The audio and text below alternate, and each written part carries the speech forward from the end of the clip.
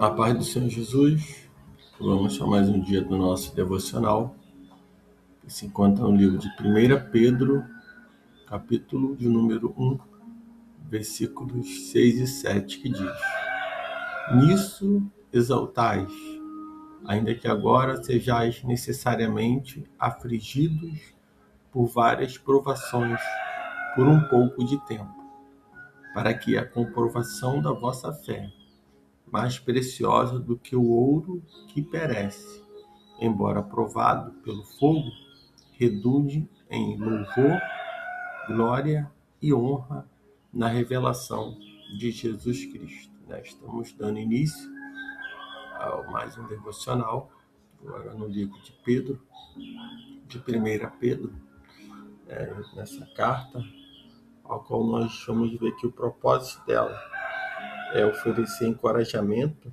aos cristãos que sofriam. Ela tem a autoria do próprio apóstolo Pedro, e foi destinada aos cristãos judeus expulsos de Jerusalém e espalhados ao longo da Ásia Menor e todos os crentes de todos os lugares. Foi escrita aproximadamente 62 a 64 depois de Cristo, possivelmente foi escrita em Roma, e Pedro provavelmente estava em Roma quando a grande perseguição sob o comando do imperador Nero teve início. Pedro ele foi executado durante essa perseguição. E ao longo do Império Romano, os cristãos estavam sendo torturados e mortos por causa da sua fé. E a igreja de Jerusalém estava sendo dispersada.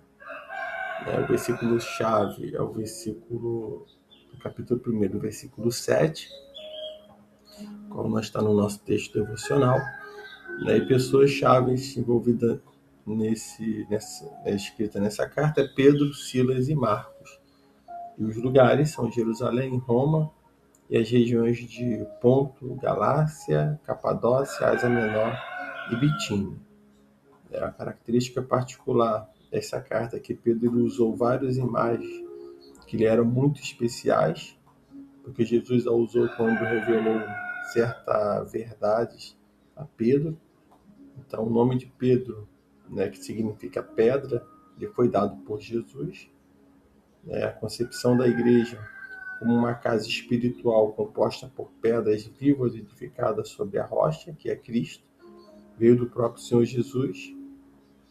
Jesus ele encorajou Pedro a cuidar da igreja como um pastor que cuida do seu rebanho, e deste modo não é de estranhar ver Pedro ele usando palavras como pedras vivas e pastores, rebanhos, para descrever a sua igreja. Então, assim nós damos início a mais esse devocional, a qual nós vamos falar por esses dias, dentro da carta de 1 Pedro e também, posteriormente, da carta de 2 Pedro. Primeiro versículo ele diz: vai vir a prefácio e cumprimentos de Pedro, qual ele escreve: Pedro, apóstolo de Jesus Cristo, aos leitores peregrinos da dispersão no Ponto, Galácia, Capadócia, Ásia e Bitínia, eleitos segundo a presciência de Deus Pai, pela santificação do Espírito, para a obediência e a expressão do sangue de Jesus Cristo. Graça e paz vos sejam multiplicados. Então, o apóstolo ele escreveu essa carta no momento onde a igreja estava sendo perseguida, onde Nero, o imperador, estava perseguindo a igreja de Cristo Jesus. Nós vamos observar que no momento essa carta ela é endereçada aos estrangeiros dispersos em várias partes do mundo. Então, os cristãos judeus espalhados ao longo do mundo, como resultado da perseguição contra os crentes dentro e ao redor de Jerusalém. Então, os primeiros crentes e líderes da igreja primitiva eram judeus. Quando eles se tornaram cristãos, não desistiram da sua herança judaica, mas da mesma maneira que você não desistiu da sua nacionalidade quando se tornou um seguidor de Cristo. Então, por causa da perseguição, esses crentes haviam se espalhado pelo mundo romano, né? Essa dispersão é descrita lá no livro de Atos, capítulo 8, versículo 1 ao 4. E a perseguição, ela não impede a expansão do evangelho. Ao invés disso, serviu como um caminho para introduzir as boas novas em todo, né, o Império Romano. Então, desse modo, as igrejas às quais Pedro escreveu incluíam também a cristãos gentios. Então, a perseguição, ela não parou a igreja, ela não impediu o crescimento da igreja de Cristo Jesus. Mesmo ele sendo perseguido, e as perseguições, elas vinham, né, eles eram perseguidos de uma maneira a qual, né, muitos eram mortos, eram presos, eram maltratados, e nós vamos ver que Pedro ele encorajou, né, os seus leitores através da sua forte declaração de que foram escolhidos por Deus. O Pai, antes, somente a nação de Israel podia reivindicar ser, né, a escolhida de Deus, mas através de Cristo todos os crentes, judeus e gentios, né, pertencem a Deus. Então nossa segurança e salvação consiste na livre e misericordiosa escolha do Deus Todo-Poderoso. Nenhuma provação ou perseguição podem tirar a vida eterna que Ele dá àqueles que nele creem. Então, né, nós vamos ver que não é as lutas, as perseguições, né, que vieram sobre a igreja, sobre o servo do Senhor, né, pelo contrário, não impede da obra avançar. Pelo contrário, ele aperfeiçoa, né, ele refina o servo do Senhor para poder avançar mais e mais, fazendo a obra do Senhor Jesus. No partir do versículo 3, nós vamos ver ele falando de ações de graças, né? Louvor a Deus por uma esperança viva, né? Por uma esperança salvífica de salvação. Agora ele começa no versículo 3. Bendito seja o Deus e Pai do nosso Senhor Jesus Cristo, que nos regenerou para uma viva esperança, segundo a sua grande misericórdia pela ressurreição de Jesus Cristo dentre os mortos, para uma herança que não perece, não se contamina nem se altera, reservada nos céus para vós, que sois protegidos pelo poder de Deus, mediante a fé, para a salvação preparada para se revelar no último tempo. Então, nós vamos observar que quando Paulo ele escreve, né, essa expressão nos gerou de novo, ou ainda nascido de novo, refere-se ao nascimento espiritual, né, que é o quê? Que é a regeneração, ao ato do Espírito Santo de trazer os crentes à família de Deus. Então Jesus ele usou este conceito, né, no novo nascimento, quando explicou a Nicodemos acerca da salvação. Então, a partir desse momento fomos gerados de novo, nascemos de novo, né, e passamos a ser pertencentes da família de Cristo Jesus, a qual nós vamos herdar, né, uma herança, né, para uma herança que não perece.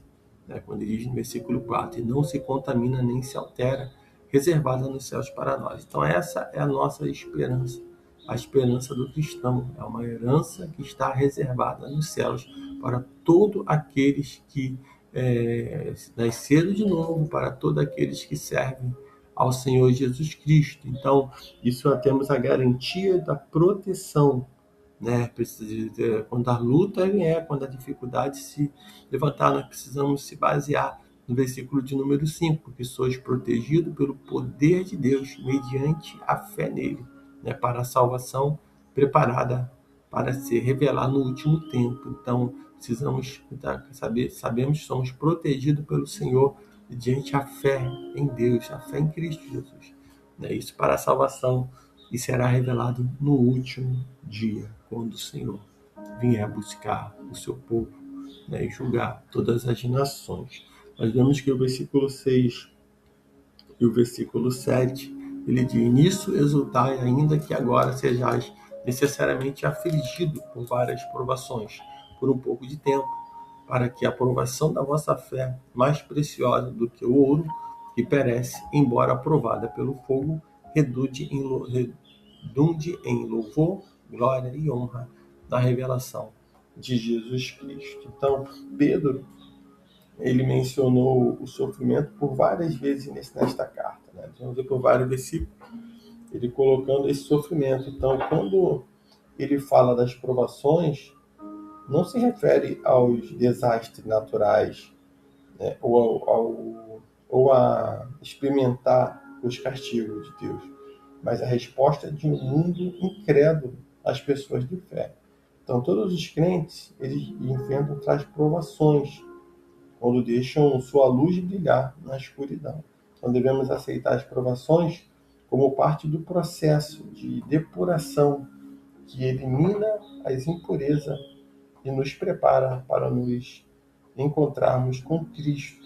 Então, essas provações nos ensinam a paciência e ajudam-nos a tornarmos o tipo de pessoa que Deus deseja que sejamos. Então, quando o ouro ele é derretido, as impurezas flutuam na superfície e podem ser separadas. Então, o aço é temperado ou fortalecido quando aquecido no fogo. Igualmente, as nossas provações, lutas e perseguições, né, refinam e fortalecem a nossa fé, tornando-nos úteis a Deus. Então, as provações, elas nos separam, fazem para tirar todas as impurezas, né? Tudo aquilo que realmente precisa ser provado pelo fogo, né? Seja nesse momento é separado. E à medida que há uma separação, nós identificamos e vemos a pureza e a força do aço, né? A força do fogo. Então, que tudo isso, né, todas essas impurezas que no momento de perseguição, de dificuldade que nós passamos, elas são tiradas de nós, ela mostra, né, as nossas fraquezas, nossas limitações, mostra o quanto nós precisamos realmente ser moldado, ser purificado, ser provado pelo fogo, né? E ali a honra e a glória, né, vai ser dada ao Senhor. Então faz parte do processo tudo isso que acontece, pois isso vai nos refinar mais, vai nos preparar, né? E com certeza será revelado tudo isso no último dia, quando o Senhor venha buscar o seu povo. Então, que nós possamos deixar, muitas das vezes, entender que a aprovação é para nos refinar e nos preparar. A aprovação não mata ninguém, dificuldade não mata ninguém, perseguição não mata crente, né? Porque o Senhor ele está no controle. E quando esses homens de Deus aqui, as igrejas foram perseguidas, Nero, apesar de ser um carrasco, ser um homem que tratou, que perseguiu o povo de Deus, criou situações, né, onde apontaram, né, e tentou justificar ou até mesmo encobrir o seu erro, né, em se matando os cristãos, fazendo tantas coisas, né, isso não impediu da igreja crescer. Muitas das vezes, né, como foi aqui em Jerusalém, eles estavam sendo dispersos, perseguidos, né, estavam sendo enviados para todo mundo. Então estava se cumprindo a palavra do Senhor, né, que deveria começar por Jerusalém e depois para chegar até nos confins da terra. Então foi através dessa perseguição que o Evangelho de Cristo Jesus chegou a nós, chegou a todo mundo, a toda criatura. Então muitas das vezes nós podemos estar em um determinado lugar e a perseguição vai vir, a luta vai vir, né, as dificuldades vão vir, e muitas das vezes o Senhor até permite para que nós venhamos dispersar, para que nós venhamos ir mais longe, para que nós venhamos entrar em outro campo, em outras áreas, em outros lugares, onde vidas e almas precisam ouvir do Senhor, ouvir a palavra do Senhor. Muitas das vezes, quando estamos acomodados, quando tudo vai bem, quando tudo está tranquilo, acabamos acomodando e ficando, né, e fixamos até a morada. Mas Paulo ele vai dizer que nós que somos peregrinos, eleitos peregrinos da dispersão, né? Ele chama aqui nesse primeiro versículo como peregrinos. Então, quem peregrina não tem lugar certo, não tem lugar para ficar. Geralmente a luta vai vir, o incômodo vai vir, e assim a pessoa vai ser obrigada, como qualquer um de nós, a se movimentar, seja para outro lugar, seja para outro país, seja para outro estado, seja para outro ministério, seja para a área que for. E muitas das vezes o Senhor vai permitindo para que nós possamos se movimentar, porque Ele tem uma obra dele, e a obra dele não pode ficar parada nem presa em quatro paredes. Quando Ele diz no versículo 8, porém, se tendo visto, vós o amais, e se vê-lo agora, crendo, exultai com alegria, inexprimível e cheia de glória, alcançando o objetivo da vossa fé, a salvação da vossa alma. Então, o que importa é a salvação da nossa alma. O que importa não é o que está muitas das vezes diante dos nossos olhos, do que nós estamos querendo que aconteça. O que importa é que vidas e almas se rendam ao Senhor. No versículo 10 ele diz, foi essa salvação que os profetas examinaram e dela procuraram saber com cuidado, profetizando sobre a graça destinada a vós, indagando qual o tempo ou ocasião que o Espírito de Cristo que estava neles indicava ao predizer os sofrimentos que sobreviriam a Cristo e a glória que viriam depois desse sofrimento. A eles foi revelado que era para vós e não para si mesmo, que eles ministravam essas coisas, que agora vos foram anunciadas por aqueles que, pelo Espírito Santo enviado do céu, vos pregaram o Evangelho. Até mesmo os anjos desejam examinar tais coisas. Então, embora o plano da salvação fosse um mistério para os profetas do Antigo Testamento, eles ainda assim sofreram perseguições, né? E alguns até morreram por amor de Deus. Em contraste, alguns cristãos judeus, né, que leram a carta de Pedro, viram a Jesus e sabiam por que ele tinha vindo ao mundo. Basearam sua segurança na morte e ressurreição de Jesus Cristo. Com seu conhecimento de primeira mão e a experiência pessoal com Jesus, sua fé poderia ser até mais forte do que os dos profetas. Então nós vamos observar que os profetas que ali viveram naquele tempo, ao qual apontaram para Cristo Jesus, né, eles não tiveram a revelação clara de tudo, mas eles sofreram, eles morreram, eles foram mortos, eles foram presos, eles foram perseguidos, né? E quando chega ali um tempo aonde Pedro escreve essa carta, onde pessoas tinham visto Jesus Cristo, né? Muitas pessoas tinham ali, tiveram ali a sua fé, né, fortalecida, né? Mas outros também não tiveram, não chegaram a ver a Cristo, mas pela fé, né? Nós cremos que o Senhor, o nosso Deus, ele enviou o seu Filho, e Jesus Cristo é o nosso Salvador. Então, que nós possamos, nesse dia, ficar com essa palavra, né, e meditar nela. Entenda que algumas perseguições são para que nós venhamos nos movimentar e para que venha o Evangelho do Senhor, venha ser pregado, venha ser anunciado a toda criatura. Então, Espírito Santo de Deus, Ele fale mais e mais no teu coração. Que Deus te abençoe nesse dia.